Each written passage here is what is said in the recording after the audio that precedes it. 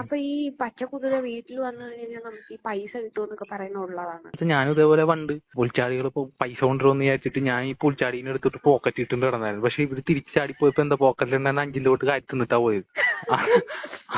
അപ്പൊ മനസ്സിലായത് പുൽച്ചാടികൾക്ക് പൈസ കാര്യത്തിന് ഭയങ്കര ഇഷ്ടമാണ്. ഇവര് കാര്യത്തിന്നാൻ വേണ്ടി അവിടെ ഇരിക്കണ വല്ല 5-ന്റെ നോട്ടാ അല്ല 10-ന്റെ നോട്ടൊക്കെ ചെല്ലും കാര്യത്തിന്നാനായിട്ട്. പക്ഷെ ഇവര് കാണുമ്പോ പൈസയുടെ പൊക്കത്ത് ഇവര് ഇരിക്കണം. അപ്പൊ ഇവര് വിചാരിക്കുന്നത് പൈസയും കൊണ്ട് വന്നായിരിക്കും, ഭാഗ്യം കൊണ്ട് വന്നായിരിക്കും എന്ന് വിചാരിക്കും. അതിനുശേഷം ഇവർ കാര്യത്തിന്നാൻ പറയുന്ന സമയത്തൊക്കെ ഇതേപോലെ ഇവരെല്ലാരും വിചാരിക്കും പൈസയും കൊണ്ട് വരാനുള്ള ഏർപ്പാടാണ്. അപ്പൊ ഞാൻ ഒരു കാര്യം ചോദിക്കട്ടെ, അപ്പൊ ഈ പൈസയിലൊക്കെ പാറ്റ വന്നിരുന്ന കാര്യല്ല? അത് കാരണതിന് മുമ്പ് പാറ്റാതി വന്നിരിക്കുന്നതാണെങ്കിൽ ഇവര് വിചാരിച്ചാനെ പാറ്റ വന്നു കഴിഞ്ഞാലും ഭാഗ്യം കൊണ്ടുവരും. ഈ പച്ചക്കുതിര നമ്മുടെ വീട്ടിൽ വന്നു കഴിഞ്ഞാൽ നമ്മൾ ഇവരൊന്നും ചെയ്യത്തില്ല, ഭാഗ്യം കൊണ്ടുവരും പൈസ കൊണ്ടുവരും വിചാരിച്ചു. പക്ഷേ ഇനി ചൈനക്കാരാ ഏറ്റവും കൂടുതൽ പൊരിച്ചിരുന്ന ഈ പച്ചക്കുതിരനെയാണ്. അപ്പൊ അവർക്ക് എന്താ ഭാഗ്യമില്ലേ? അതായത് ഇവര് വരും കേരളത്തിലാണെങ്കിൽ പച്ചക്കുതിര ഈശ്വര ഭാഗ്യം കൊണ്ടുവരും, വൈകാതെ നമ്മൾ കോടീശ്വരന്മാരാവും, നോക്കിയിരിക്കാം എന്നും പറഞ്ഞ് ഇങ്ങനെയേ ഇരിക്കും. എന്നാ വലിയ ചൈനക്കാരാ പച്ചക്കുതിര വീട്ടിൽ വന്ന് താണ്ടറ വൈകുന്നേരം ചായക്ക് കടിയായി എന്നും പറഞ്ഞ് ഇവരെ പൊരിച്ചിരുന്നു. പക്ഷെ എന്താ അവര് ഭാഗ്യമില്ലാണ്ടിരിക്കണേ, അവരിങ്ങനെ വളർന്ന് ഇങ്ങനെ പോകും. നമ്മള് ഭാഗ്യം നാളെ ഒരു ഒന്ന് നോക്കി പച്ചക്കുതിര നോക്കി ഇങ്ങനെ ഇരിക്കും. അതാണ് കേരളത്തിലുള്ള പരിപാടി. കേരളക്കാരുടെ വീട്ടിലോട്ടാണ് ഈ പച്ചക്കുതിര പറഞ്ഞെങ്കിൽ കേരളക്കാർ എങ്ങനെ ആയിരിക്കും ഈ പച്ചക്കുതിരനെ സ്വീകരിക്കണം എന്നുള്ളത് നിനക്ക് ചെറിയൊരു പാട്ടിന്റെ രൂപത്തിൽ പറഞ്ഞുതരാം. പാടിയ കേക്കട്ടെ.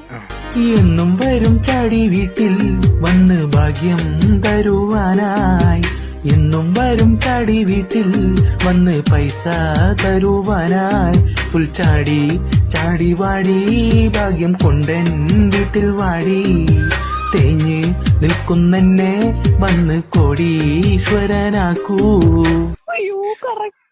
ഇനി ഇതേ പച്ചക്കുതിര ചൈനക്കാരുടെ വീട്ടിലോട്ടാണ് വരണമെങ്കിൽ ചൈനക്കാരെങ്ങനെ ആയിരിക്കും പാടണമെന്നും കൂടി ഉണ്ട്. അതുകൂടെ ഞാൻ നിനക്ക് പഠിത്തരാം.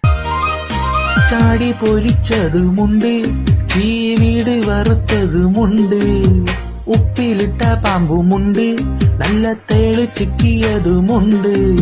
ചാടി ചാടി വന്ന ചാടിയെ ഞാനങ്ങ് ചട്ടിയിലിട്ട് ചിക്കി, ചാടി ചാടി വന്ന ചാടിയെ ഞാനങ്ങ് എണ്ണയിൽ മുക്കിക്കൊരി, ചാടി ഒന്ന് വാടി വന്ന് ചായക്ക് കടിയാവടി, എന്നെ മുക്കിക്കോരി നിന്നെ തിന്നാൻ ചാടി വാടി.